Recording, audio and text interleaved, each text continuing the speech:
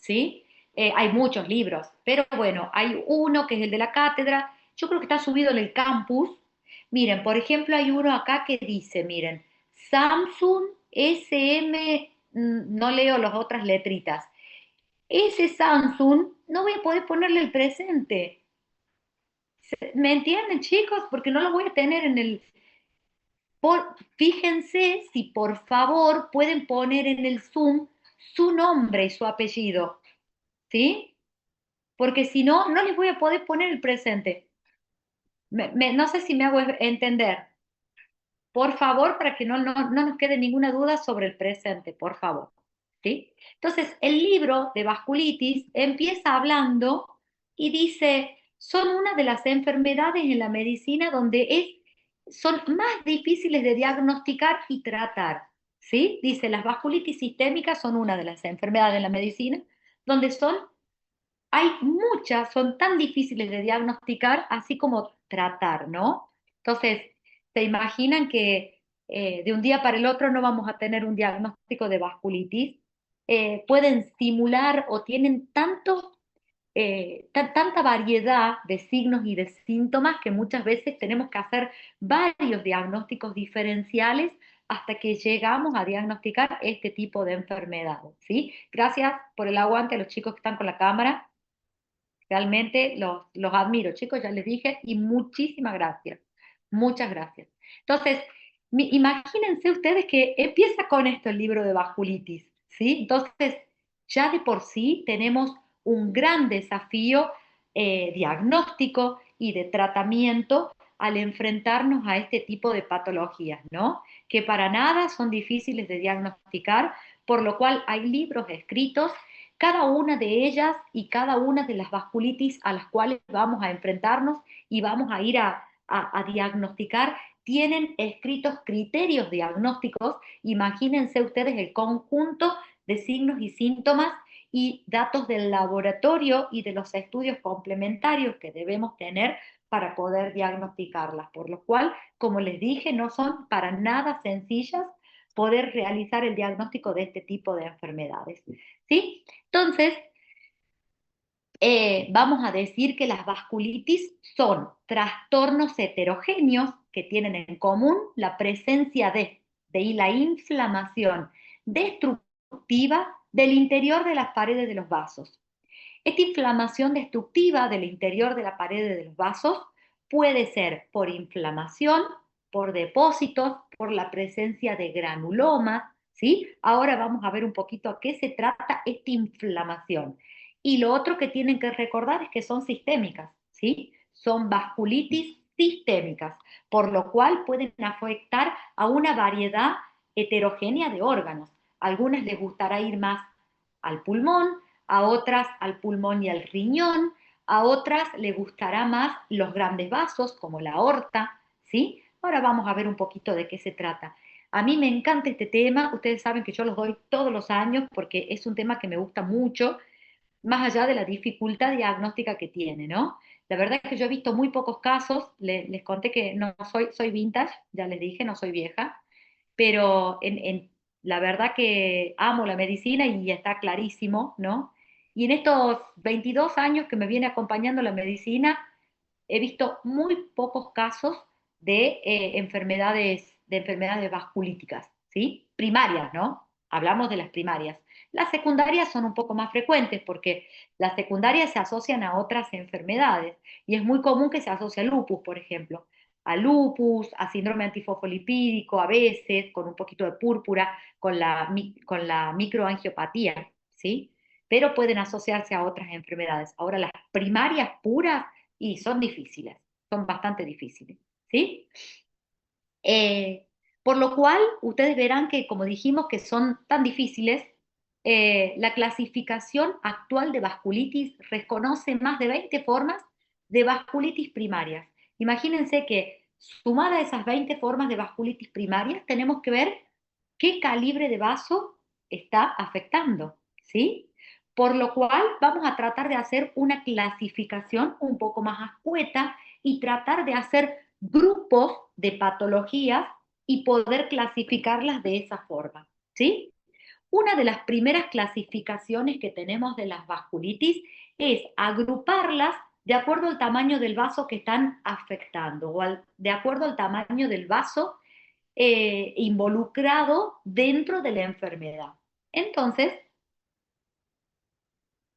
vamos a decir que vamos a dividir a los vasos en calibre, en los que son de gran calibre, como la aorta, ¿sí? Gran calibre como la aorta. Recuerden que si son de gran calibre van a tener una gran capa muscular. Entonces se va a ir a afectar esa capa, ¿sí? Para que lo tengan en cuenta.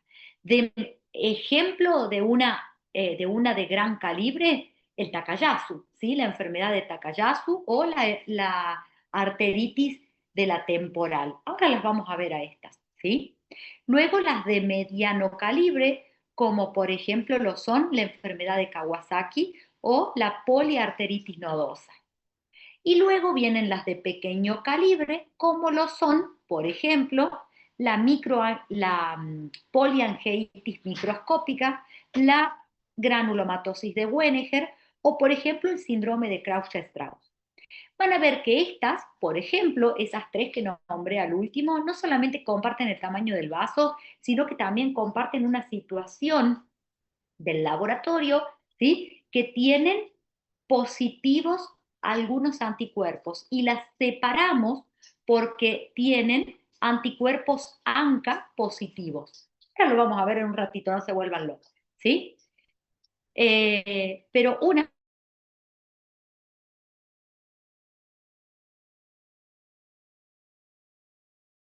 Hola, ahí está, no sé, parece que se me cortó por un segundito.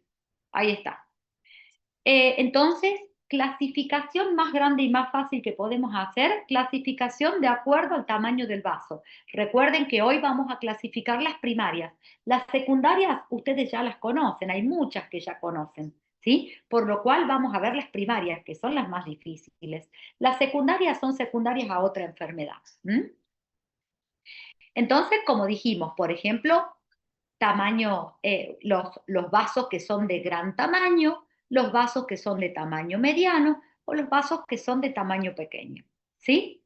Como verán, dijimos que había más de 20 formas de vasculitis, por lo cual la forma más fácil que encontramos de clasificarlas es esta, de acuerdo al tamaño del vaso. Yo esto lo saqué del libro, ¿sí? Del libro de vasculitis, se los puedo subir en el campus, yo creo que está subido, ¿sí? Si lo quieren, que es muy divertido para cuando tengan tiempo, se ponen y lo leen, chicos, les va a abrir la cabeza porque habla de, es multisistémico, ¿sí? Son afecciones multisistémicas y van a ver qué hermoso que es leerlo, cuando tengan un tiempito se van y lo leen, ¿sí? Pero entonces vamos a decir, predominantemente de vasos grandes, arteritis de Takayasu, arteritis de células gigantes o arteritis de la temporal, ¿sí?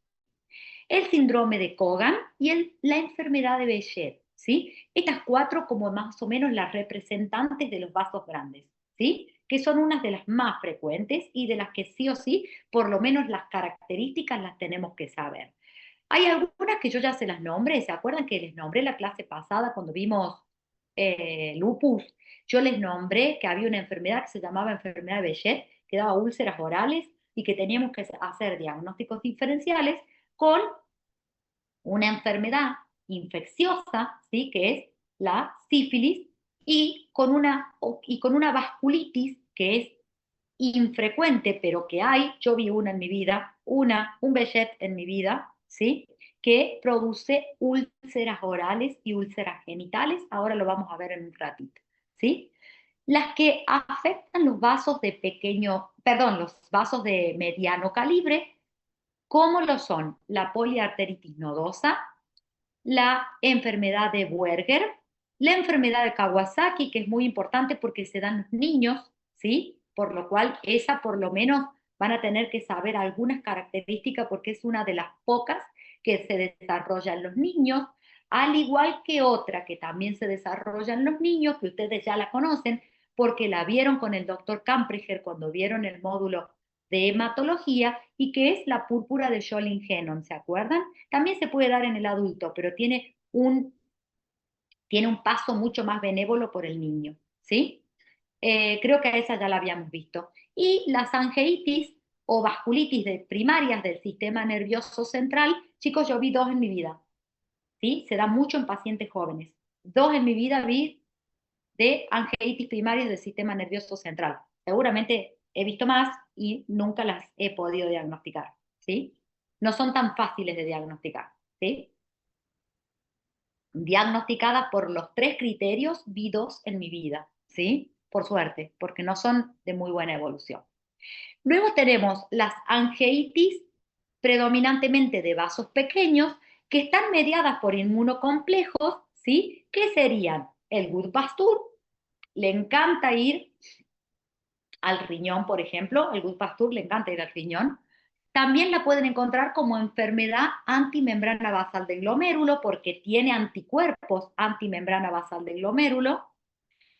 La púrpura de John-Ingenum, que ya se las nombré, ¿sí? Y algunas otras como la crioglobulinemia, la hipocomplementemia, ¿sí? Que son menos frecuentes. Luego, las vasculitis que están asociadas a la presencia de anticuerpos anticitoplasma de neutrófilos o ANCA, que están asociadas a los anticuerpos ANCA positivos y que son el Wienerger, el Chaucer-Strauss, la poliangeitis microscópica y otra menos frecuente que se llama vasculitis limitada al riñón, ¿sí? Y hay otras de pequeños vasos, ¿sí? Que están asociadas, que son las vasculitis secundarias, que les dije que no las vamos a estudiar ahora porque ya las hemos visto a cada una asociada a su enfermedad primaria, que son las que están asociadas a las enfermedades del tejido conectivo, como el lupus, la artritis reumatoidea, el Sjögren, ¿sí? La enfermedad inflamatoria intestinal, las que se producen por causa paraneoplásica, las que son secundarias a infecciones, como lo son, por ejemplo, díganme una infección que produce fenómenos vasculíticos a distancia. Díganme que ustedes la conocen, díganme ya una. Quiero saber si están despiertos, que es muy común y muy frecuente, una patología infecciosa que da fenómenos vasculíticos a distancia. Y a mí no me viene ninguna en la cabeza. ¿No sería con el meningococo, profe? ¿El qué? ¿Por el meningococo? Bueno, pero ¿cuál? ¿Cómo se llama ese fenómeno vasculítico? ¿Alguna hepatitis? ¿Cómo se llama la enfermedad? Más que Waterhouse-Friedrichsen, ¿no, poder... profe? ¿Cómo? El síndrome de Waterhouse-Friedrichsen. Bueno, pueden, estás buscando cosas raras, ¿sí? Una infección más frecuente por el meningo puede ser, ¿sí? Que dé fenómenos vasculíticos, pero una más frecuente, que está en las válvulas del Endocarditis. corazón, la Endocarditis. endocarditis, no da manchas de Hanoway, las de los deditos, ¿sí? Las hemorragias, son fenómenos vasculíticos, ¿sí? No son ni más ni menos que fenómenos vasculíticos, ¿sí? También puede haber unas que sean inducidas por fármacos, pero son secundarias. Y ustedes, como lo ven, lo acabo de comprobar que ustedes ya las conocen, ¿sí? Ya las hemos visto. Así que nos vamos a dedicar a las primarias, ¿sí? Dentro de las primarias, como verán, la afección clínica es bastante suculenta, ¿sí? Les gusta son sistémicas, son multiorgánicas, por lo cual vamos a encontrar que esta afección sistémica, ¿sí? Puede ir al riñón, puede ir al pulmón. En el pulmón, por lo general, vamos a encontrar a la vasculitis, a la afección de Krauss-Strauss, vamos a encontrar Wienerger. El Wienerger y el Krauss-Strauss en el pulmón les gusta ir a producir nódulos, cavitaciones. Por supuesto que la representación clínica de la vasculitis en la piel, ¿qué va a ser? La púrpura palpable, ¿sí? No se olviden nunca de eso. Si yo tengo fenómenos vasculíticos, ¿qué voy a ver en la piel? Púrpura palpable, no hay otra forma, ¿sí? Es la representación clínica en la piel. Las glomerulonefritis agudas, ¿sí? Krauss-Strauss, Wienerger, Jolin-Genom pueden producir glomerulonefritis aguda. Por supuesto que en el pulmón, hemoptisis, infiltrados alveolares, hemorragia alveolar difusa, ¿sí? Van a ver que tiene un sinfín de representaciones y de afecciones clínicas este tipo de vasculitis. Por supuesto que va a depender también del vaso afectado, como se los dije. Ejemplo, una arteritis de grandes vasos, y si es una arteritis de grandes vasos y ataca los vasos coronarios, por supuesto que va a producir un síndrome coronario. Les gusta ir mucho a las de grandes vasos hacia los troncos brachiocefálicos, ¿sí? Les gusta mucho ir a esos lugares porque son arterias gruesas. O también les gusta ir mucho a la aorta y producir afección de la aorta. Ahora vamos a ver cómo se clasifica esa afección de la aorta, que puede ser limitada a algún sector de la aorta, ejemplo, la aorta, el callado aórtico, o ser panaórtica, ¿sí? Y tiene una clasificación clínica. Pero como les dije, va a depender. Uy, chicos, esperen que está re lerda mi compu. Ahí está. ¿Sí? Como les dije, va a depender del tamaño del vaso. Entonces, si es de gran calibre ese vaso, ¿sí? ¿Qué vamos a tener? Dilatación aórtica, aneurismas, soplos, insuficiencia aórtica. Incluso hay hasta una indicación quirúrgica de la insuficiencia aórtica si tiene afección de la válvula, ¿sí? Claudicación intermitente en los miembros, cardiopatía isquémica con trastornos de las arterias coronarias, ¿sí? Incluso puede haber disección de las arterias coronarias, ¿sí?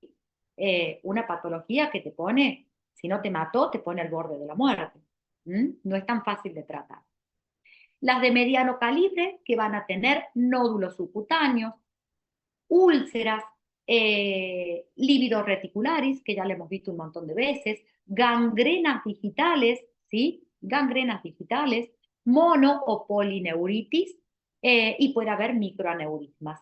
Y los de pequeño calibre, como son tan chiquititas, van a ir más hacia la microangiopatía, ¿sí? Si hablamos de microangiopatía, púrpura en la piel, glomerulonefritis en el riñón, hemorragia alveolar en el pulmón, ¿sí? Uveitis, epiescleritis, van a ir al ojo, en la piel, la púrpura, las vesículas, las ampollas y la urticaria, ¿sí? Todo aquello que lleva a la microangiopatía, ¿sí? Están ubicados más o menos en todo ¿sí? Y nos quedaría una, que es la que es por depósito de inmunocomplejos, que serían el que se deposita o el que vamos a encontrar positivo es el ANCA, anticuerpo anticitoplasma de neutrófilos, ¿sí? Y son 3, así que no es tan difícil de acordarse, ¿sí? Otra forma de clasificarla, aparte del tamaño del vaso, ¿sí? Recuerden que también tenemos que tener en cuenta la edad, como les dije, hay algunas que se producen más en los niños, el Kawasaki y el Shonin, ¿sí? Les gusta ir más a los chicos. La arteritis de la temporal, por ejemplo, adultos mayores, después de los 50 años, incluso entre los 50 y los 70 años, ¿sí? No vamos a esperar que esa le dé a un niño. El sexo, la verdad que la mayoría son más frecuentes en las mujeres, pero hay una que es más frecuente en el hombre, ¿sí? El Buerger. Y está asociado al hábito tabáquico, por ejemplo, ¿sí? Algunos antecedentes étnicos, por ejemplo, el Kawasaki le gusta ir mucho a la casa asiática, ¿sí? ¿Tenemos nosotros? Sí, tenemos, pero mucho más frecuente para ellos que para nosotros.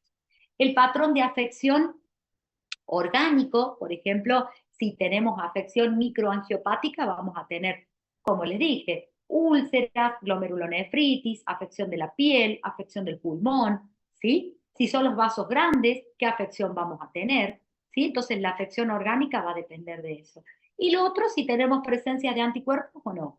O tenemos anticuerpos ANCA y tenemos Krause-Strauss o, ¿cómo les dije que estaba la otra? Krause-Strauss o Wenneger, vasculitis, o tenemos una sola que presenta anticuerpos antimembrana basal del glomérulo y es puramente renal. ¿Se van a acordar? Muy fácil, ¿sí? Muy fácil si uno te lo dice. Después te va a estudiar y te quieres pegar, ¿sí? Las que están asociadas a inflamación granulomatosa de la pared, ¿sí? Arteritis de células gigantes, Takayasu, Kogan, Wenneger, Chaucer-Strauss y las arteritis primarias del sistema nervioso central. Por eso muchas veces llegamos al diagnóstico tardíamente, está muy mal, tardíamente, podemos llegar al diagnóstico con biopsia, ¿sí?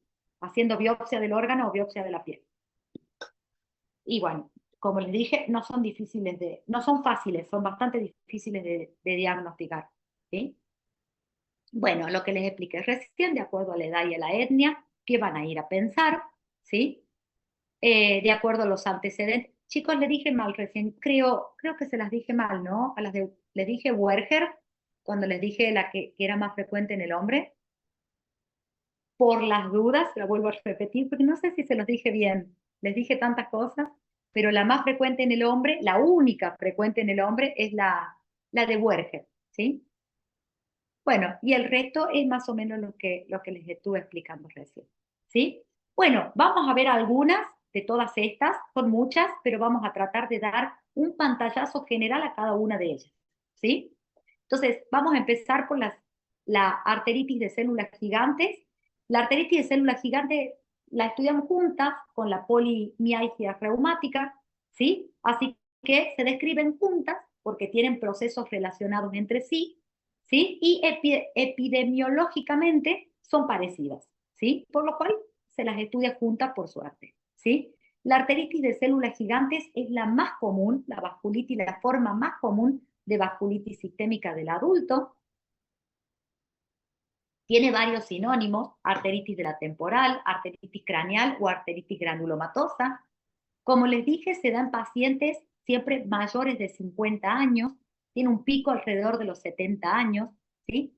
Y la complicación más frecuente de esta, aparte de la cefalea, el dolor y la pérdida del pulso de la arteria temporal, es la pérdida irreversible de la visión, ¿sí? Y los grados que pueda haber, cuadrantopsias, hemianopsias, ¿sí? Los grados que pueda haber antes de eso. Entonces, ¿tenemos que diagnosticarla? Sí, obviamente que sí, porque no vamos a dejar que ese paciente quede ciego. Por lo cual tenemos que diagnosticarla. Y la polimialgia reumática, ¿sí? Es una patología que también se debe a un síndrome caracterizado por una vasculitis, pero en este caso los pacientes, ¿qué van a tener? Por lo general, rigidez y dolor matinal. ¿Vieron la rigidez matinal que sabemos describir para casi todas las enfermedades reumáticas? Pero en este caso a la polimialgia reumática le gusta ir mucho hacia la cintura escapular y a la cintura pelviana, por lo cual produce mucha rigidez de los hombros, la cadera, el cuello, puede combinar ambas situaciones. Por lo general los pacientes también tienen más de 50 años y son respondedores a dosis bajas de glucocorticoides e incluso pueden tener hasta remisiones de enfermedad con glucocorticoides a bajas dosis. ¿Qué le hacemos a estos pacientes? Bueno, antes de eso nos vamos a ir un poquito a la epidemiología. Como dijimos, mayor de 50 años, aumenta la incidencia con la edad, con pico alrededor de los 70 años, es más frecuente en mujeres, por supuesto, en mujeres que tienen hábito tabáquico y están relacionadas, como no se sabe muy bien, ¿sí? Ya sabemos que son enfermedades autoinmunes, vasculitis, pero no hay una causa de la enfermedad. Están muy relacionadas también a algunas enfermedades como micoplasma, varicela, parainfluenza, pero nada, o sea, hay asociaciones hacia estos gérmenes, pero nada que diga que estos gérmenes son los agentes causales, ¿verdad? Bueno, dentro de la anatomía patológica vamos a ir a buscar la infiltración granulomatosa de la arteria temporal, ¿sí? Pero antes de hacerle la biopsia, que va a ser lo que confirma el diagnóstico, ¿sí? Tenemos otros estudios para hacer antes, ¿sí? Esos estudios que vamos a hacer antes de eso vamos a tener el cuadro clínico, como les dije, cefalea, hemicrania, claudicación mandibular, porque por la arteritis de la temporal, y una de las complicaciones más graves, como les dije, es la pérdida de la visión. Otra cosa que van a tener es palpación pueden palpar la arteria temporal de forma irregular y además la ausencia del pulso. Otra cosa que pueden hacer en la arteria temporal, hoy en día, un estudio muy barato y de muy bajo costo y muy fácil de realizar, es hacer perdón, es hacer un Doppler, ¿sí? Una ecografía Doppler para ver el flujo y las características de la arteria, ¿sí? Yo creo que por acá les traje ¿ves? Un Doppler. Un Doppler para ver las características de la arteria. Y lo otro, el diagnóstico definitivo, por lo general lo hacemos por biopsia, donde vamos a ver la arteritis con inflamación por células gigantes y que termina ocluyendo la luz del vaso, ¿sí? Entonces, dentro de los síntomas, les dije, cefalea es muy común, puede haber síntomas generales como cansancio, fiebre, pérdida de peso, lo más temido, cualquier alteración visual, hasta llevar a la ceguera. La claudicación mandibular es muy común. Recuerden que puede estar asociada a la polimialgia reumática, y la polimialgia reumática le gusta ir hacia las cinturas escapulares, ¿sí? No van a poder levantar los hombros, los brazos, por lo general los pacientes producen mucho dolor y muchos síntomas constitucionales de las enfermedades reumáticas con la rigidez matutina, ¿sí? Tratamiento, ya se los dije, corticoides, incluso a bajas dosis, pueden andar muy bien, ¿sí? Muy bien, incluso pueden tener remisión con los corticoides a bajas dosis, ¿sí? Pero si no funcionan los corticoides a bajas dosis, ¿sí? Van a tener que ir a un poquito.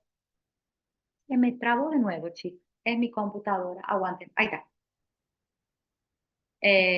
Van a tener que ir a algún otro tratamiento.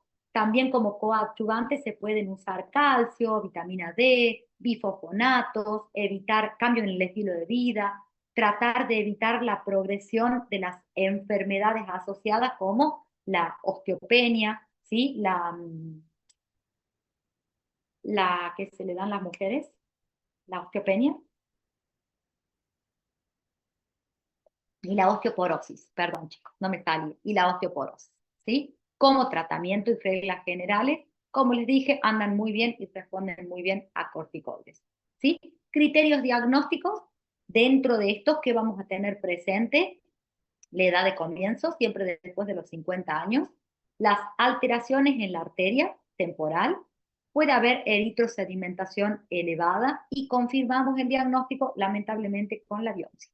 Pero eh, las, la sospecha clínica y el Doppler y todo lo que puedan hacer antes de llegar a la biopsia y confirmar el diagnóstico, también puede hacerse, ¿sí? Luego, los criterios diagnósticos de la polimialgia reumática, hay dos, ¿sí? Hay dos conjuntos de criterios, ¿sí? Pueden utilizarlos ambos, pero recuerden que en reglas generales, la rigidez y el compromiso de las cinturas, tanto escapular como pelviana. Esto es para no aburrirlo, ¿sí? Porque hay tanto debajo de todo esto que para nosotros va a estar muy bien si por lo menos podemos saber eso, ¿sí? Ahí les dejo el duplex color y un algoritmo diagnóstico. Bien, esto como arteritis de la temporal y polimialgia reumática, les dije que van juntitas. No se olviden las diferencias fundamentales entre una y la otra. Luego, para continuar un poquito, arteritis de Takayasu. Eh, Dentro de la arteritis de Takayasu, recuerden que esta también es de vaso grande, ¿sí? Le gusta ir a las arterias que tienen mucha capa elástica, mucha capa muscular.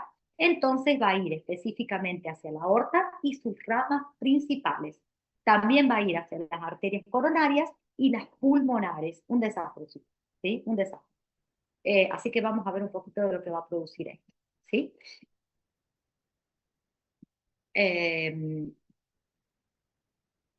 Bueno, en primer lugar, recuerden que de estas, del Takayasu, como le va a ir a gustar ir a arterias de gran calibre, van a tener todos los signos y los síntomas asociados a la enfermedad de gran calibre. Enfermedad coronaria, arritmia, falla cardíaca con la evolución de la enfermedad coronaria, aortitis, insuficiencia aórtica. Dentro de la insuficiencia aórtica pueden tener aneurisma, pueden tener, como le dice acá la diapositiva, dilatación aórtica e incluso compromiso de la válvula, ¿sí? Recuerden que si tienen involucradas las arterias coronarias, van a producir los síntomas clásicos de isquemia miocárdica o de cardiopatía isquémica. El diagnóstico se va a hacer con la sospecha clínica, la angiografía. Dentro de la angiografía nos va a dar imágenes, hay que buscar el compromiso vascular dentro de las imágenes angiográficas. Como les dije, pueden tener los troncos, ¿sí? Los troncos brachiocefálicos comprometidos con sus ramas, ¿sí? Acuérdense que los troncos brachiocefálicos salen de la aorta, ¿no? Son ramas de la aorta. Le dejo algunas imágenes para que después ustedes las vean, ¿sí? También puede afectar dentro de las ramas de la aorta las ramas principales como las arterias renales, ¿sí? Por lo cual va a producir enfermedad renal secundaria al compromiso de la arteria renal, ¿sí? Por la enfermedad oclusiva renal. Y también va a producir, dentro de la oclusión puede producir alteración de claudicación intermitente con compromiso de los miembros inferiores, de los miembros superiores también, de los miembros superiores también, con compromiso de los miembros inferiores y dar claudicación intermitente o enfermedad vascular periférica, ¿sí? En todos sus grados, y va a depender de cuánto esté afectada las arterias, ¿sí? Desde las ilíacas para abajo, todo, ¿sí? Todo lo que tiene capa muscular gruesa. Dentro de la clasificación del compromiso aórtico, que es uno de los más frecuentes, ¿sí? Esto es la aorta, esto es el callado de la aorta, ¿sí? Esto es el tracto de salida, acá es donde está pegadita la válvula aórtica que se sale del corazón, ¿sí? Esta formita tiene la válvula aórtica. Como verán, por ejemplo, miren, acá tiene una dilatación aórtica, ¿sí? Esto es el catéter que va dentro de la aorta, esto es una angiografía digital. Tiene una dilatación aórtica. Les dije que había toda una clasificación, ahí tienen otra, obstrucción, miren, una obstrucción del tronco celíaco, otras obstrucciones, miren la dilatación del callado de la aorta, ¿sí? Todo esto producido por la misma enfermedad. Les dije que dentro de la clasificación del compromiso aórtico hay una clasificación angiográfica, ¿sí? De esta enfermedad, de esta vasculitis, y la clasificamos de acuerdo al sector de la aorta que está comprometido. No les pido que se sepan todo, pero por lo menos que hay una clasificación, ¿sí? Mínimo. Por lo menos que hay una clasificación, ¿sí? Si tiene compromiso de los troncos brachiocefálicos y de las carótidas, ¿sí? Va a ser un grado 1.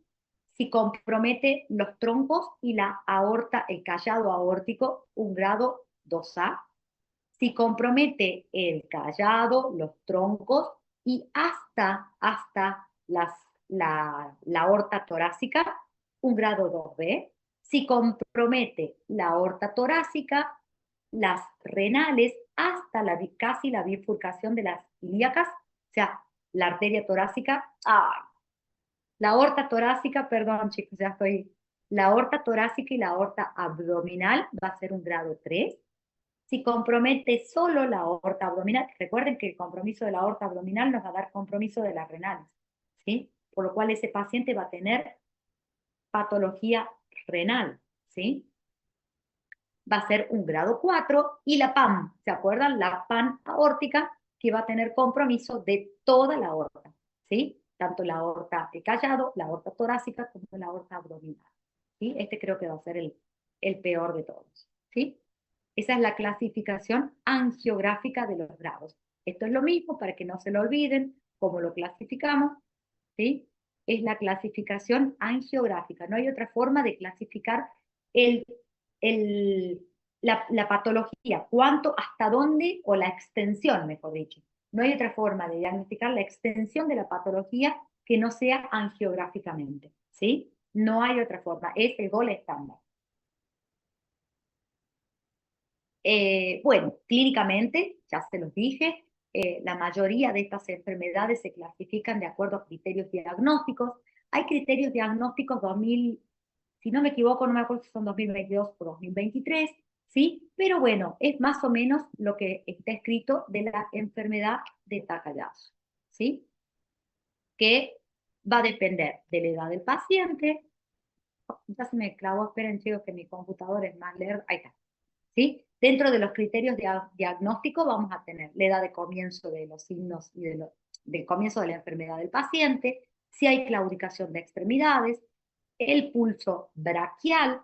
A veces el compromiso es de un lado y del otro no, por lo cual puede haber diferencias de la presión arterial, en la toma de la presión arterial de un miembro superior y del otro miembro superior, al igual que puede haber diferencias en el pulso, en la toma del pulso, ¿sí? O tener un pulso muy bien de un lado y no del otro, ¿sí?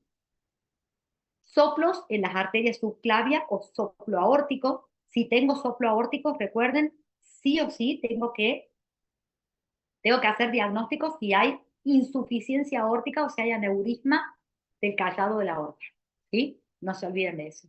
Y por supuesto la alteración angiográfica alterada, ¿sí? Criterios diagnósticos, por lo menos que sepamos estos criterios diagnósticos generales, ¿sí?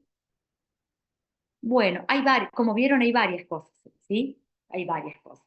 Dentro del tratamiento del Takayasu, los corticoides son uno de los pilares del tratamiento, ¿no? Para disminuir la inflamación que produce la arteritis, la vasculitis, pero también vamos a tener que tratar la arteria en sí. Como les dije, por ejemplo, si hay signos cardiovasculares, por ejemplo, coronario, vamos a ir a tratar la enfermedad coronaria. ¿Con qué lo tratamos? De la misma forma que tratamos la enfermedad coronaria. Pueden colocarse stent, por ejemplo, o requerir alguna otra maniobra para la estabilización de la arteria. Y recuerden que no son placas lo que tienen, es infiltración granulomatosa de la arteria, ¿sí?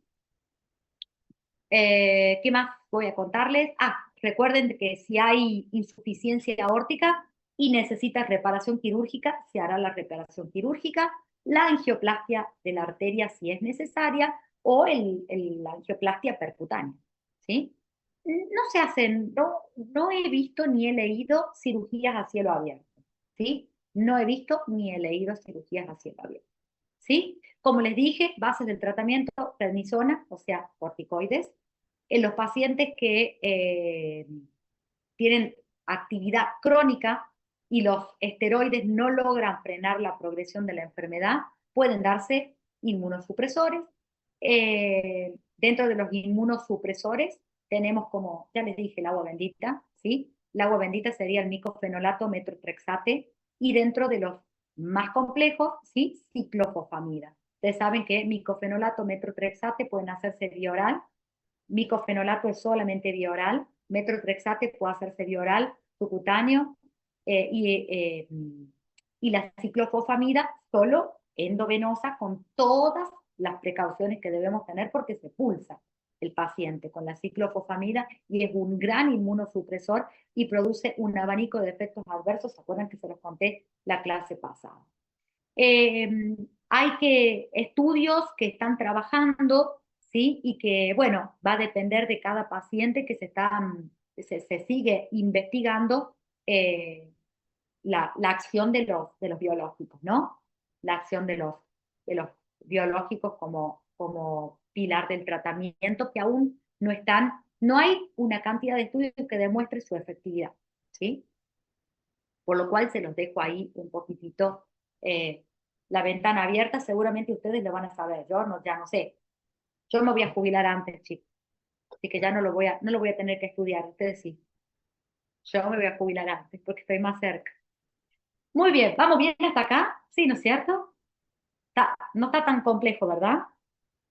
¿Vamos bien? Bueno, vamos con otra, que ya se las nombré, ya se las presenté.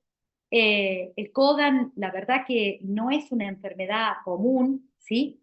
Pero cuando se presenta con signos y síntomas que muchas veces te hacen encender la lamparita y decís, esto tiene que ver con otra cosa, no es una enfermedad banal, ¿no? Bueno, el síndrome de Kogan es un síndrome relativamente raro, como les dije, ¿sí? Y tiene como su principal afección que le gusta afectar el ojo, ¿sí? Va a producir escleritis, epiescleritis, puede producir conjuntivitis, puede presentarse como un síndrome tipo síndrome de Meniere, puede presentarse como un síndrome de Meniere con tipo vértigos, tinnitus, puede tener hipoacusia. Vieron que eso el tinnitus, el vértigo y la hipoacusia son las tres cosas que tiene que tener un síndrome de Meniere, ¿verdad? ¿Se acuerdan? Si ya vieron ORL, se lo van a acordar. Pero bueno, este además se presenta con el compromiso ocular. Dentro del Cogan, no, como les dije, no es muy común, se presenta con estas tres cosas, más la afección ocular, y responde bastante bien a los corticoides. No les voy a llenar la cala. Ven que les dije que iba a ser lo más cortito posible alguna. El Behçet a mí me encanta, chicos. A mí me gusta mucho la enfermedad. Hola, sí. Perfecto. ¿Cómo está? Esos primeros fueron de vasos grandes, ¿no? La clasificación. Digamos, sí, Ah, bien, vasos grandes. Sí, bien, bien. vasos grandes. Mira, te lo dejo acá en el Behçet 72. Te lo vuelvo a poner, espérate. Creo que está acá. Te lo vuelvo a poner. Acordate de este, mira. Este, esta no es este es de Farrera o de, no es de esta clasificación, no me acuerdo si es de Farrera o de Harrison, pero sí Ese es que, del Farrera. de Farrera, ¿viste? Me parecía. Mira, vasculitis primaria y afección de grandes vasos, estamos acá, en el Behçet. ¿Están Bien, orientados? bien, gracias. Sí, sí, sí. Por eso les puse esto, no se la olviden. ¿Sí? Estamos acá, en el Behçet. Son un montón, pero ya van a ver que no son tan largos. Estamos acá, en el Behçet. Y estábamos en las 70. Esperen, chicos, esperen, que no me quiero perder. Acá. Como vieron que les dije, creo que se los dije la clase pasada, no me acuerdo, cuando los vi a ustedes, ¿sí? Que a mí el Behçet me encanta. Vi 2 Behçet diagnosticados en mi vida, capaz que vi muchos más y no los diagnostiqué, pobre gente, ¿sí?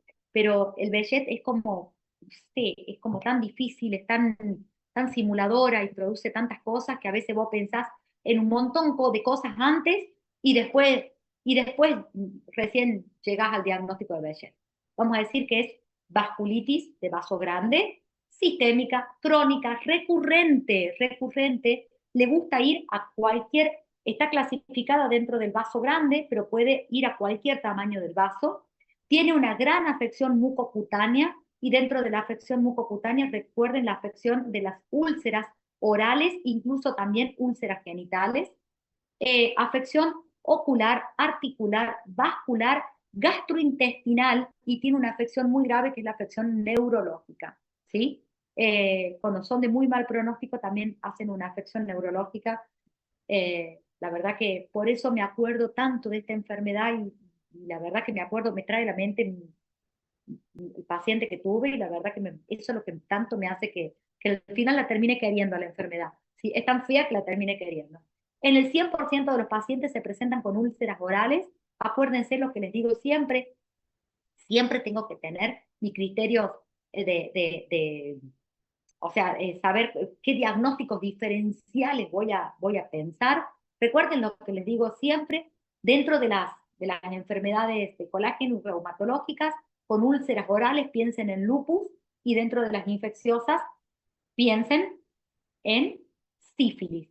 Diferencias con la sífilis es que no produce estas úlceras del Behçet, son muy dolorosas, son dolorosísimas, y que la sífilis no produce dolor, ¿sí? Recuerden eso. Presentan también úlceras genitales, no son tan frecuentes, pero están muy, muy presentes. Erupciones papulopustulosas en la piel, puede presentarse con eritema nodoso. Bueno, el eritema nodoso puede estar en un montón de lugares, ¿no? Puede estar en el lupus, puede estar solo, puede estar acá. El eritema nodoso puede estar en todos lados, ¿no? Como les dije, úlceras cutáneas y puede presentarse como pioderma gangrenoso, ¿sí? No se lo olviden porque hay 2 enfermedades más que se presentan con pioderma gangrenoso, ¿sí? Así que no se lo olviden. Esto, chicos, es del libro, no se los puedo explicar. De esta forma se presentan las úlceras del paciente con Behçet. Es más frecuente en la mujer, por supuesto, y son muy dolorosas, dolorosísimas, ¿sí? Son muy dolorosas, muy dolorosas. Otra afección que produce la afección ocular, afección músculo-esquelética, afección vascular. Dentro de la afección músculo-esquelética, recuerden que va a producir artritis no erosiva, no deformante, va a producir miositis, astralgias, y cuando tiene compromiso vasculítico, ¿sí? Puede producir trombosis venosas superficiales o profundas, y si produce trombosis venosa profunda, si bien es raro que esté asociado a fenómenos trombóticos, recuerden que ese paciente lo van a tener que anticoagular por el riesgo de tromboembolismo pulmonar, ¿sí? Es raro, pero puede suceder, puede suceder. Y como les dije, la afección neurológica, que es la afección más grave que tienen estos pacientes, y la afección neurológica se produce por trombosis del seno dural, es la afección más grave, y la verdad que tiene muy mal pronóstico. Esta afección neurológica tiene muy mal pronóstico. No se lo olviden, por lo menos que está presente, ¿sí? Eh, por lo menos que se pueden complicar con esta afección tan grave, ¿no? Pacientes que tienen.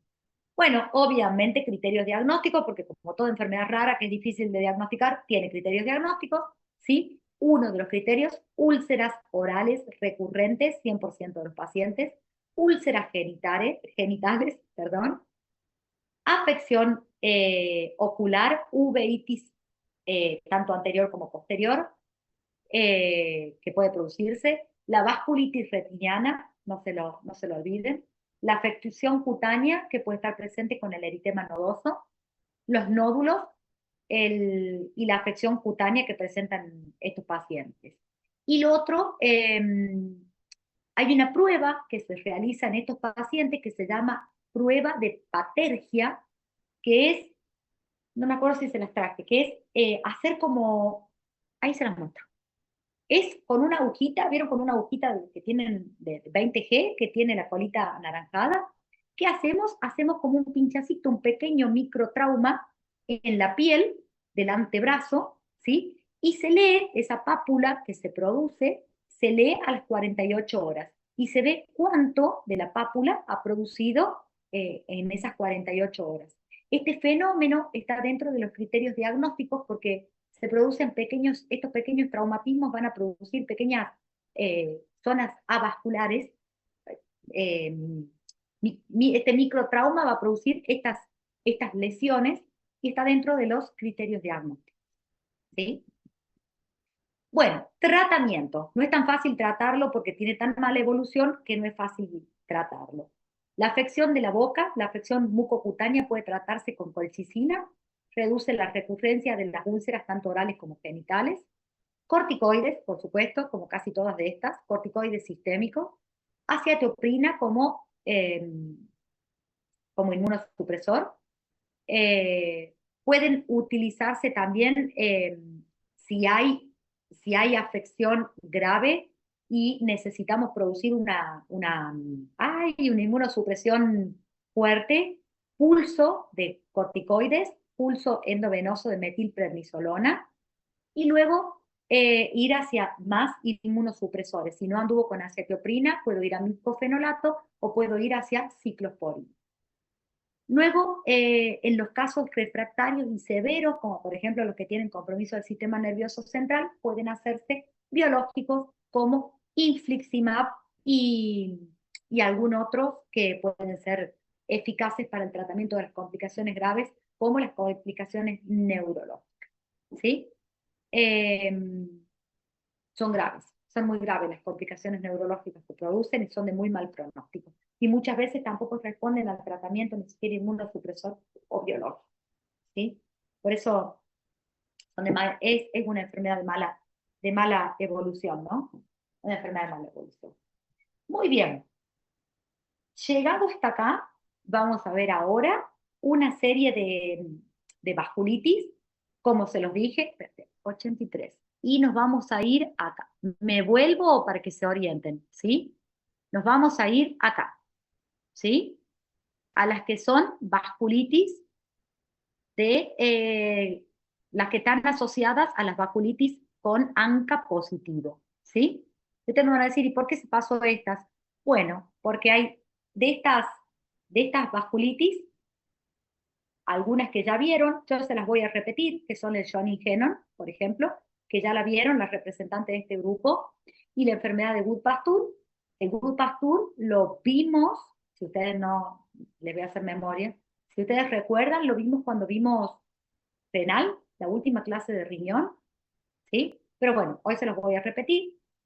Johnny Hennon, perdón, sí, la vasculitis de Johnny Hennon, que ya la vieron cuando lo vieron con el doctor Campreger, lo deben haber recontravisto, hoy lo vamos a repetir, y ahora vamos a ver, ya la vamos a ver un ratito, al último, y ahora vamos a ver las ANCA positivas, ¿sí? Que son tres, las más representativas de este grupo, y hay, chicos, hay muchas, yo he visto un montón, no puedo decir que no, no, porque Weniger y Krause-Strauss he visto muchas, bastantes, ¿sí? Los, los especialistas en pulmón ven muchas más, ¿no?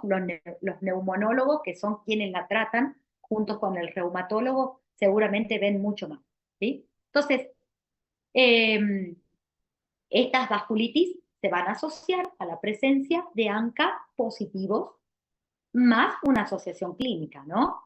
Estas tres enfermedades de las más comunes son estas tres: la granulomatosis de Weniger, la poliangiitis microscópica y el síndrome de Krause-Strauss. ¿Qué tienen en común estas tres? Que les gusta ir a afectar el pulmón, el riñón, o sea, el pulmón, la vía aérea y el riñón. Les gusta mucho ir a afectar esas tres cosas, esos tres lugares. Y lo otro es que comparten características del laboratorio, que son el ANCA positivo, y características clínicas, que son la afección de esos órganos, y características anatomopatológicas. ¿Sí?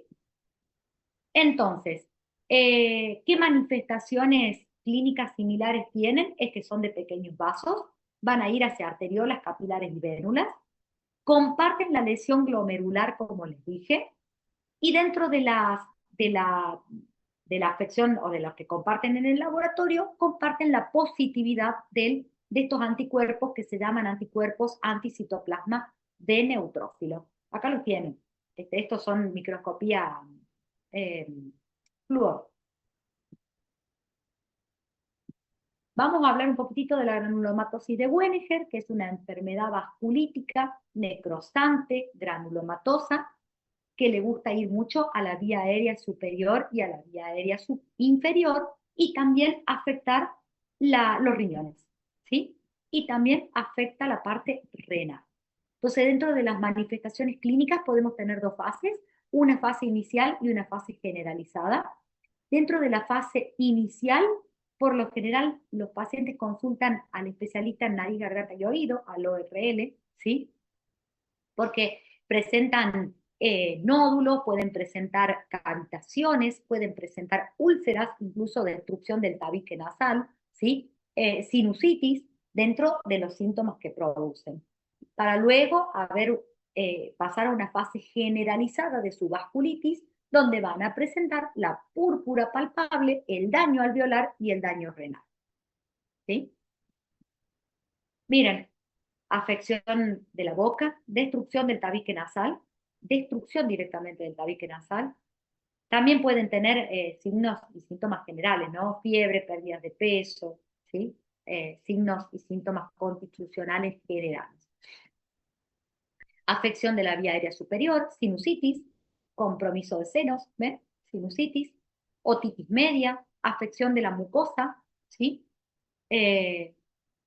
Donde esto en el periodo inicial, ¿sí? Y luego pasan a esto, ¿no? Miren lo que es este tabique nasal, la proptosis de los ojos, ¿sí? La deformidad del tabique nasal, ¿sí? La pueden producir afección ocular con epiescleritis, ¿sí? Dentro de las afecciones generales. Y dentro de las afecciones pulmonares, que son las peores, ¿sí? Es más, hay muchos pacientes que viven con traqueostomía por la afección de la tráquea, de la vía aérea también, también afectan la tráquea. Y dentro de la afección pulmonar va a producir nódulos que luego van a ir a producir cavitación, ¿sí? También puede provocar como síntoma y como signo, mejor dicho, la hemoptisis. También pueden provocar compromiso pleural con pleuritis, ¿sí? Pero lo que da más son los nódulos cavitados, ¿no? Los nódulos y cavitación pulmonar. Imagínense con quién van a hacer diagnóstico diferencial. No hace falta que se los digan, ¿no es cierto? Ustedes lo saben. Con Ya se me tuberculosis. fueron todos. ¿Cómo, Pacu? Con tuberculosis. Tuberculosis. tuberculosis. Facundo, el único que está despierto. Bueno, no se olviden lo que les dije de las, de las manifestaciones, ¿sí? Bueno, en piel puede provocar úlceras, púrpura palpable, por supuesto, porque es una vasculitis, nódulos subcutáneos, pápulas y vesículas. Vamos a ir un poquito, puede haber una afección cardíaca también y producir pericarditis, derrame pericárdico, dolor torácico, ¿sí? Bueno, ¿qué vamos a hacer con el diagnóstico? Como les dije, siempre ir hacia los criterios diagnósticos. ¿Qué vamos a encontrar? Inflamación oral o nasal, alteraciones en la radiografía de tórax, nódulos o cavitaciones, anomalías urinarias que por lo general hematuria pueden cursar con síndrome nefrítico. También puede haber microhematuria, así que búsquenla, ¿no? Busquen la microhematuria. La biopsia va a dar infiltrado granulomatoso de las lesiones, úlceras dolorosas o no, puede haber deformidad y descarga purulenta del tabique nasal, ¿sí? Por las sinusitis, por la sinusitis. Y por supuesto, en el laboratorio van a encontrar los ANCA, los anticuerpos anticitoplasma de neutrófilo positivos.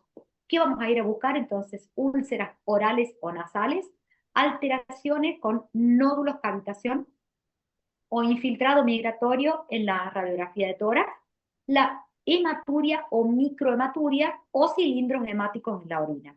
2 o más criterios, el diagnóstico es positivo, ¿sí? Y dentro del laboratorio sí o sí tenemos que tener ANCAs positivos, si no, no lo es, ¿sí? Si no, no lo es. Bueno, les dejo las...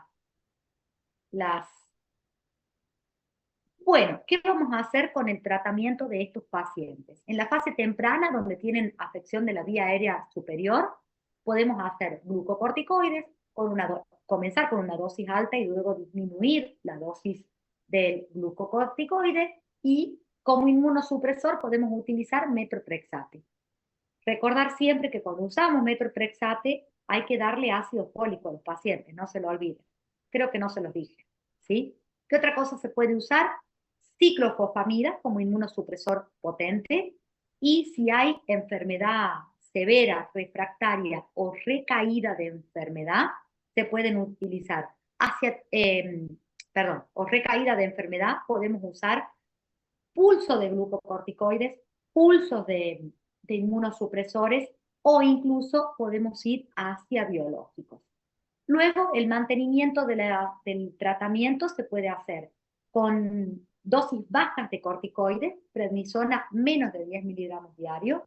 Podemos hacer metotrexate, podemos hacer leflunomida o aciatioprina, que es un inmunosupresor leve, ¿no? Como que la aciatioprina tal, más o menos para que se den una idea del poder de inmunosupresión, tenemos micofenolato y metotrexate, ¿sí? Yo pondría micofenolato, metotrexate, aciatioprina, leflunomida, ¿sí? Más o menos en ese orden, el que más potencia tiene al que menos potencia tiene.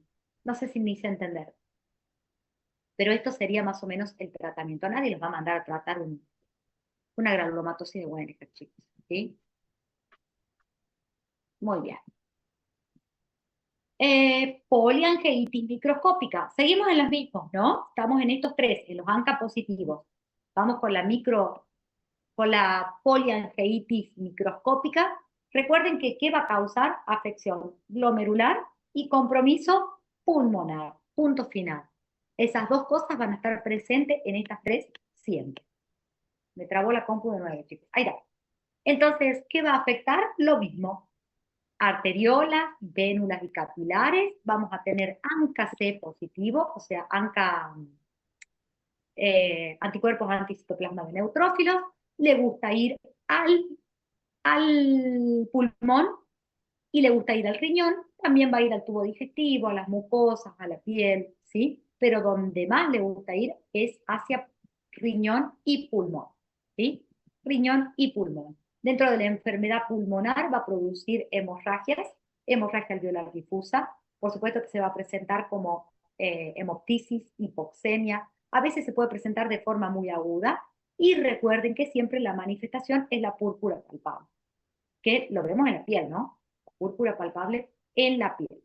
Síntomas constitucionales generales, como la mayoría de estas enfermedades, fiebre, artralgias, la púrpura, no se la olviden, la púrpura va a estar siempre presente, y la enfermedad pulmonar como hemorragia alveolar, infiltrados pulmonares y derrame pleural. Clínica, por supuesto, hemoptisis, hematuria y proteinuria, dolor y hemorragias digestivas, miopatías, dolor muscular y en piel vasculitis, ¿sí? 100% vasculítica con ANCA positivos. Tratamiento de el diagnóstico se va a hacer con la clínica, la piel, y por supuesto con la positividad de los anticuerpos ANCA, ¿sí?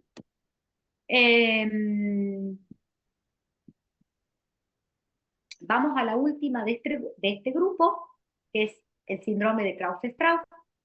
Le encanta ir ¿a dónde? Al pulmón, al riñón, al aparato gastrointestinal y a la piel. Pulmón y riñón por excelencia, ¿sí? Otra de las enfermedades granulomatosas, ¿sí? Perdón, de las vasculitis necrosantes, perdón, de las necrosantes, ¿sí? Les gusta ir hacia los vasos de tamaño mediano, y es muy común que este síndrome se presente como un asma e incluso que se presente con eosinofilia, al igual que el asma, ¿sí? Al igual que el asma. Ahí tienen un diagnóstico diferencial, ¿sí? Eosinofilia en sangre periférica, entonces la tríada de presentación del Krause-Strauss va a ser el asma, la eosinofilia, la vasculitis necrosante. También dentro de la evolución van a tener signos atópicos, sinusitis, asma, y por supuesto que va a estar siempre asociado a los ANCA, a los anticuerpos ANCA positivos. Dentro de los síntomas constitucionales, fiebre, artralgia, mialgias, mononeuritis, ¿sí? Puede, como siempre, buscar la púrpura palpable, urticaria, nódulos subcutáneos dentro de la enfermedad de la piel, la afección de la piel. Y como les dije, le gusta mucho ir al riñón y al pulmón. En el riñón, hematuria, también se puede cursar con proteinuria, pero no se olviden de la hematuria a nivel renal y el compromiso pulmonar con la hemorragia alveolar. No se lo olviden. Este tipo de lesiones es muy común de ver, ¿sí? Muy común de ver. Criterios diagnósticos del Krause-Strauss, como lo que no puede faltar es el ANCA positivo, y dentro de cada una traje un resumito, ¿sí? Koeniger, la poliangiitis microscópica, la poliarteritis nodosa y el Krause-Strauss. No se lo olviden lo que dijimos de cada uno. Se los dejo, esto de todas formas yo lo saqué este cuadrito está en Farrera, así que lo pueden sacar de ahí.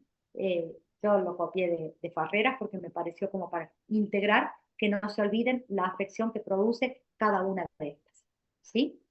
Vamos con una de las últimas, chicos, vamos con una de las últimas. Poliarteritis nodosa nos queda y una más, ¿sí? La poliarteritis nodosa, se las voy a nombrar acá para que no se pierdan, ¿sí? La PAN. No se olviden siempre vuelvan a este cuadrito. Si se vuelven a este cuadrito, no se van a poder olvidar de ninguna, ¿sí? No se van a poder olvidar de ninguna. No se olviden, la poliarteritis nodosa está aquí, ¿sí? Está aquí. ¿Dónde dije que estábamos? Espérenme.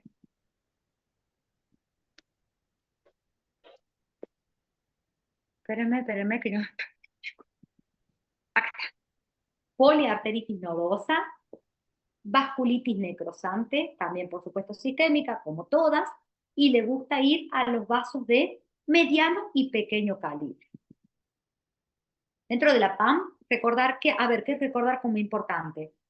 Anticuerpos ANCA positivos, anticuerpos ANCA negativos, son necrosantes, Dentro de las manifestaciones clínicas, recordar dolor muscular, debilidad muscular, pérdida de peso, puede provocar insuficiencia renal, hipertensión arterial, bueno, dolor testicular en el varón, úlceras o infartos cutáneos, ¿sí? Y es muy común la afección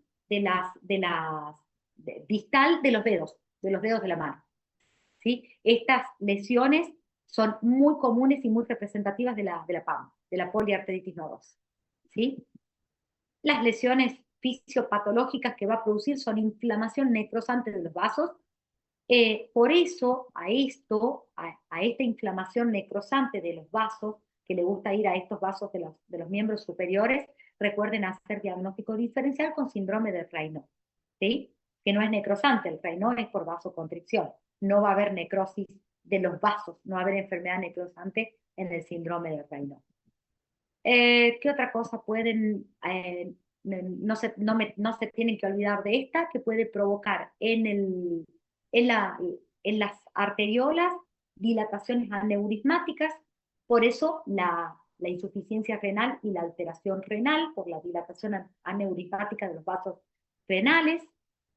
Y dentro de las manifestaciones clínicas, ¿qué vamos a tener? La afección renal, como dijimos, proteinuria, hematuria, insuficiencia renal, hipertensión arterial.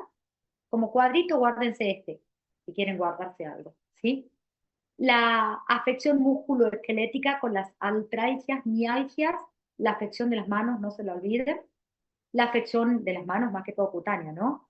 Púrpura palpable, lívidos reticulares, gangrena digital, no se lo olviden a la afección, y esta afección cutánea, no se olviden que es por la necrosis, por la vasculitis necrosante, ¿sí? Dentro del sistema nervioso central, la neuritis, y dentro de lo gastrointestinal pueden haber dolor abdominal, colecistitis, bueno, afección de la vasculatura.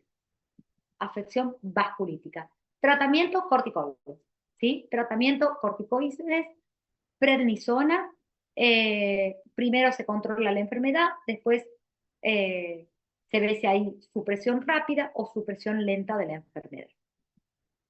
Y dos palabritas de Kawasaki. Dos palabritas de Kawasaki que se da más recuerden que les dije, se da más en los niños.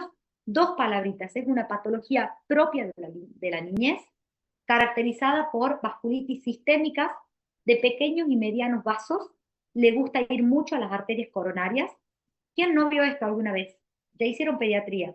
¿Quién no vio esto? ¿Sí? Si ustedes ven esta criatura, este niño, con esta patología en la cara, ¿qué van a pensar? ¿Qué pensarían ustedes? ¿Cómo se llama el germen, la bacteria que le gusta ir a hacer esto? La costra melicérica. ¿Quién la produce? Lo nombramos cuando vimos glomerulonefritis. Estreptococo El estreptococo, muy bien, costra melicérica, el estreptococo. Al estreptococo le encanta ir a hacer esto. Bueno, en este caso no es el estreptococo, a esto lo produce la propia vasculitis, y la vasculitis que produce dentro de la clínica de la vasculitis, ¿sí? Tenemos, como siempre, los criterios diagnósticos. Dentro de los criterios diagnósticos de Kawasaki, chicos, esto estudienselo para pediatría, porque la doctora Stewart le gusta mucho esta enfermedad. A mí no, porque yo no soy pediatra, pero a la doctora Stewart le gusta mucho. Y yo sé por boca de ella, porque la adoro, porque es una profesional excelente, ¿sí? De la boca de ella me dijo, qué bueno que los chicos de sexto año sepan una enfermedad de estas, ¿sí? Por eso se las nombro, aparte que está dentro del grupo de enfermedades, y por eso les pido que no se la olviden, por lo menos los criterios diagnósticos, ¿sí? Fiebre, no se olviden de la fiebre, el exantema, presenta un exantema polimorfo maculopapular difuso, ¿sí? Si yo digo exantema polimorfo, ¿en qué piensan? ¿En qué enfermedad de la niñez? ¿En qué exantemática de la niñez? Varicela, ¿sí? ¿Qué niño no se presenta con varicela y fiebre? ¿Sí? Es mucho más común que tengan una vasculitis por Kawasaki. Bueno, no se olviden de esos. Cambios en las extremidades, cambios en el exantema polimorfo, la fiebre, por lo menos de no olvidarse eso, como criterios diagnósticos de la enfermedad. La presentación clínica y luego el tratamiento. Como pocas de las vasculitis, en este caso, esta vasculitis que pertenece a los niños no se trata con corticoides, recuerden eso, es una de las únicas, es la única, mejor dicho, que no se trata con corticoides y como se refiere a los niños, esta enfermedad se trata con inmunoglobulinas, ¿sí? Inmunoglobulinas, no se olviden de eso, ¿sí? Es lo único que retrasa la enfermedad, el primer tratamiento que se va a hacer son inmunoglobulinas, luego sí puede utilizar los corticoides para la forma progresiva de la enfermedad, pero como de primera línea, en la fase aguda se utilizan inmunoglobulinas, luego el corticoide, ¿sí? Luego el corticoide, para que no se lo olviden. Dos palabras de Werger. ¿Qué tengo que saber de Werger? Es la única que se... Ya sé que están cansados. Ya termino, chicos, ya termino. Es la única que se presenta en varones jóvenes, está muy asociado al hábito del cigarrillo. Por lo general, los pacientes tienen alrededor de 35 o son pacientes jóvenes. Se presenta más en varones, que se los dije. Las manifestaciones clínicas pueden presentar claudicación intermitente, por ejemplo, o cianosis digital. Y dentro del tratamiento, otra cosa distinta al resto, se le dan vasodilatadores de tipo bloqueantes cálcicos o pentoxifilina, que son vasodilatadores arteriales, ¿sí? Nada, otra cosa dentro del tratamiento, abandonar todas las formas del tabaco, o sea, todas las formas del tabaco. Listo, se terminó el sufrimiento. No se vayan, entonces, espérenme, chicos, espérenme, que no los veo. No sé qué hice ahí. Ahí está. Bueno, muchísimas gracias por el aguante. Recuerden, entonces, este miércoles 22 van a la clase, la doctora Páez va a dar su clase normalmente. Recuerden que ella la va a seguir dando presencial. Entonces, este miércoles 22 van a ir el grupo de las 12, que creo que es la comisión 6-7, ¿verdad? Ese grupo va con la doctora Carla Páez, que va a empezar tema nuevo. No me acuerdo si artritis reumatoidea o artrosis, ¿sí? Va a empezar la doctora. Pero el grupo de ella va presencial. Los que no van a ir es el grupo mío, que son ustedes. Los que van de 14 a 16 y de 16 a 18. ¿Estamos? El miércoles 29, cualquier cosa me escriben, chicos. Yo lo mismo lo voy a poner en la plataforma para que a ustedes quede bien clarito, ¿sí? El miércoles 29 no van a ir el grupo de la comisión 6-7, el grupo que va de 12 a 2 de la tarde. Y nos volvemos a ver presencial el 5 de noviembre, ¿sí? Pero las comisiones, o sea, los que tienen que ir con la doctora Páez van a presencial normal. Los que no van a ir conmigo son los que van a ver estos dos temas, el 22 y el 29. ¿Se entiende? Gracias, Sí, chicos. profe. ¿Duda? Lo mismo nos vemos el lunes en el último seminario, así que los espero, a los que les toca conmigo. Muchas gracias chicos, vayan a descansar. Chao. Chao, profe, Chao, gracias. chao. Chao, profe. Cualquier cosa me Chao. escriben si Nos vemos, necesitan profe. algo. Muchas gracias, buen fin de. Feliz día para las que son mamás, para mañana.